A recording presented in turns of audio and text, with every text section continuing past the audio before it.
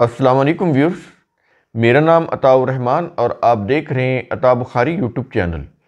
قرآن کریم کی مسلسل ایکسپوزیشن کے سلسلہ میں آج ہم سورہ الانعام کی آیت نمبر 24 کی ایکسپوزیشن کریں گے۔ لاسٹ آیت میں بات یہ ہوئی تھی کہ جو مشرکین ہیں، جو اللہ کا شریک ٹھہراتے ہیں، اللہ کی مخلوق میں سے اللہ کا شریک ٹھہراتے ہیں، تو جب سب لوگوں کو میدان حشر میں اکٹھا کیا جائے گا تو ان سے پوچھا جائے گا کہ کہاں ہیں وہ تمہارے شرکاء جن کو تم دنیا میں ہمارا شریک ٹھہراتے تھے، کہاں ہیں وہ؟ اور وہ جن کو شریک ٹھہراتے تھے، وہ انبیاء ہوں یا اولیاء ہوں، کوئی بھی جماعت ہو، وہ ان کے شرک سے انکار کر دیں گے کہ ہم نے ان کو ایسا کچھ نہیں کہا، انہوں نے خود ہی اپنی طرف سے اس طرح کے عقائد وضع کیے۔ تو پھر ان کے پاس کوئی دلیل نہیں ہوگی اپنے شرک کی، تو پھر اپنے شرک کے حق میں ان کے پاس پھر کوئی عذر نہیں ہوگا۔ تو چاروں نچار وہ یہی کہیں گے کہ اللہ کی قسم جو ہمارا رب ہے، ہم تو شرک کرنے والے نہیں تھے، یعنی وہاں پر بھی وہ جھوٹ بول رہے ہوں گے۔ تو دنیا میں شرک کرنے کے باوجود بھی وہ میدان حشر میں کہہ یہ رہے ہوں گے کہ ہم شرک کرنے والے نہیں تھے۔ اس کے بعد اب ان کی طرف توجہ مبذول کرائی ہے قرآن نے کہ یہ کیسے لوگ ہیں، یہ کس طرح کا ان کا مائنڈ سیٹ ہے۔ رسول سے مخاطب ہو کر کہا جا رہا ہے اس آیت میں، یہ جو آج کا لیکچر ہے، سورہ الانعام آیت نمبر 24۔ ان کی مزید آگے وضاحت کرتے ہوئے کہا یہ جا رہا ہے رسول سے خطاب کر کے کہ انظر، اے رسول تو دیکھ تو صحیح، کیا دیکھ؟ اگلے الفاظ ہیں، کیا یہ رہا ہے کہ کیف کذبوا علی انفسہم، کیسے وہ اپنے آپ پر جھوٹ بولیں گے، اپنے ہی خلاف، یعنی وہ شرک کرتے رہے، اسی روش کے اوپر وہ اس دنیا میں فوت ہو گئے، اور میدان حشر میں بھی وہ کہہ یہ رہوں گے کہ ہم تو شرک نہیں کرتے تھے، ہم تو اے اللہ تیرا کسی کو شریک نہیں ٹھہراتے تھے، قسمیں اٹھا کر کہ اللہ کی قسم جو ہمارا رب ہے، ہم تو شریک نہیں ٹھہراتے تھے، ہم تو شرک نہیں کرتے تھے۔ تو وہ خود اپنی یعنی جو کچھ انہوں نے کیا ہوگا، جو دنیا میں وہ کرتے رہے، وہ قیامت کے دن بھی وہ جھوٹ بول رہے ہوں گے اپنے خلاف کہ ہم شرک نہیں کرتے تھے، ہم کسی کو اللہ کا شریک نہیں ٹھہراتے تھے۔ اب اس پر پھر کیا ہوگا؟ اگلے الفاظ ہیں، کیا یہ رہا ہے کہ وَضَلَّ عَنْهُمْ، اور ان سے گم ہو جائے گا۔ کیا گم ہو جائے گا؟ گم ہونے کے کیا معنی ہیں؟ بیکار ثابت ہوگا، یعنی جو کچھ وہ اس دنیا میں شرک کرتے رہے، اپنی طرف سے اچھا ظاہر ہے جو انسان شرک کر رہا ہے، رسول کو پکار رہا ہے مدد کے لیے، رسول کو سمجھ رہا ہے کہ اس کے اندر خدائی اختیارات تھے یا ہیں، وہ تو رسول کی وفات کو بھی تسلیم نہیں کرتے۔ یہاں تک تو زندہ ہے نا، جیسے اللہ زندہ ہے، رسول بھی زندہ ہے، ویسے اولیاء بھی زندہ ہیں، وہ قبروں میں کائنات کا نظام چلا رہے ہیں، یہ عقائد ہیں ان کے۔ یہاں تک خدائی اختیارات میں ان کو شریک ٹھہرایا ہوا ہے۔ تو یہ سب کچھ ظاہر ہے وہ نیکی سمجھ کے، یہ اچھا سمجھ کے، یہ صحیح سمجھ کے کر رہے ہیں نا، وہ حق سمجھ کے کر رہے ہیں۔ کہتا ہے کہ یہ سب کچھ بیکار ثابت ہوگا۔ اندازہ لگایا، وَضَلَّ عَنْهُمْ کے الفاظ ہیں، یہ سب کچھ بیکار ثابت ہوگا، ان سے کچھ کام نہیں آئے گا، نقصان دے گا ان کو۔ جو چیز بیکار ہوتی ہے وہ نقصان دیتی ہے انسان کو، یہ چیز سمجھیں۔ جو کارآمد ہوتی ہے وہ فائدہ دیتی ہے۔ تو یہ جتنے بھی ان کی آئیڈیالوجی ہے شرک پر مبنی، ان کے نظریات، عقائد، ایک تو یہ کہ یہ بیکار ثابت ہوں گے اور ان کو نقصان ہوگا، ان سے نقصان یہ ہوگا کہ ابدی جہنم ان کے لیے ہوگا، کیونکہ وہاں پر مہلت کا وقفہ نہیں ہے۔ مہلت کا وقفہ تو اسی دنیا میں تھا جو انہوں نے ختم کر لیا۔ مہلت کا وقفہ تو انسان کی زندگی میں ہے کہ مرنے سے پہلے انسان جو اس نے غلط کام کیے ہیں اس کو فوراً چھوڑ کے ان سے کہیں زیادہ اچھے کام کر لے۔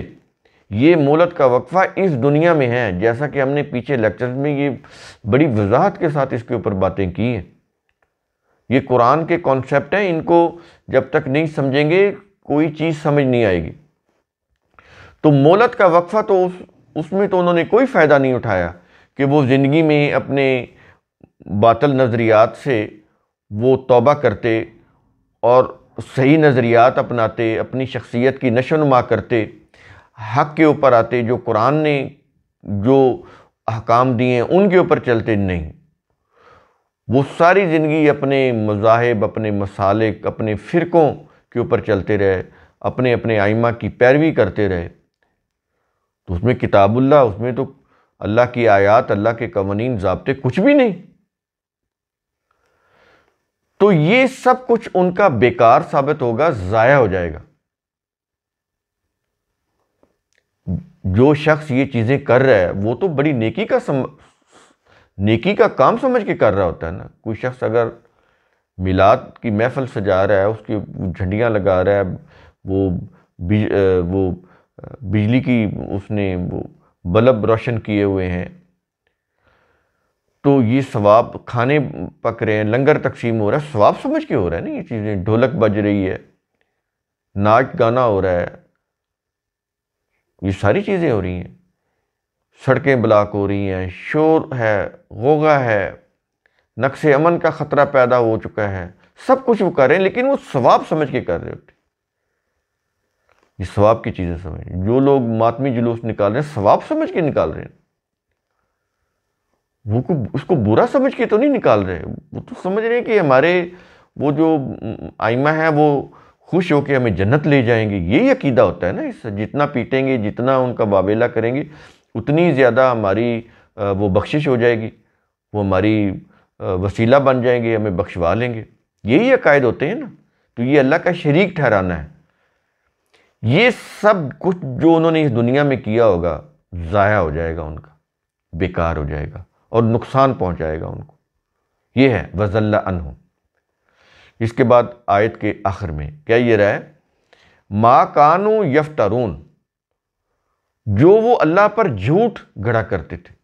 ہم نے بتایا نا، افطرا ہوتا ہے اپنی طرف سے شریعتیں، فقہ، عقائد، مسالک وضع کرنا، بنانا، پھر ان کو اللہ کی طرف منسوب کر دینا کہ یہ اللہ کی شریعت ہے یہاں پر۔ تو اس طرح سے پھر یہ جو چیزیں ہیں ان کو پھر وہ دین سمجھ لیتے ہیں اور اس کے اوپر پھر وہ اپنی زندگی میں چلے جاتے ہیں۔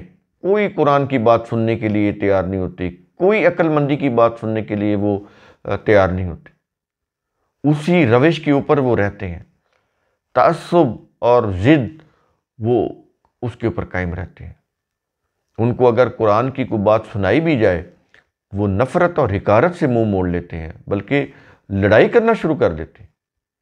یہ ہوتا ہے نا اس معاشرے کے اندر، ایسی چیزیں چل رہی ہیں۔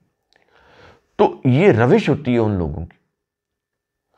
تو ان کے متعلق کہا جا رہا ہے کہ اے رسول تو دیکھ تو صحیح کہ کیسے یہ اپنے خلاف یہ جھوٹ بولیں گے، اس وقت تو پھر ان کا یہ جھوٹ نہیں چلے گا، کوئی عذر ان کا قابل قبول نہیں ہوگا، وہ قسمیں اٹھائیں گے ساری جھوٹی، سب کچھ بیکار ثابت ہوگا۔ جو کچھ بھی اس دنیا میں انہوں نے دین سمجھ کے، ثواب سمجھ کے، نیکی کا کام سمجھ کے کیا ہوگا، سارا کا سارا ضائع ہو جائے گا، بیکار ہو جائے گا اور ان کے لیے مہلک ہو جائے گا، نقصان دہ ہو جائے گا، کہ ابدی جہنم جو ہے وہ ان کا مقام ہو جائے گا۔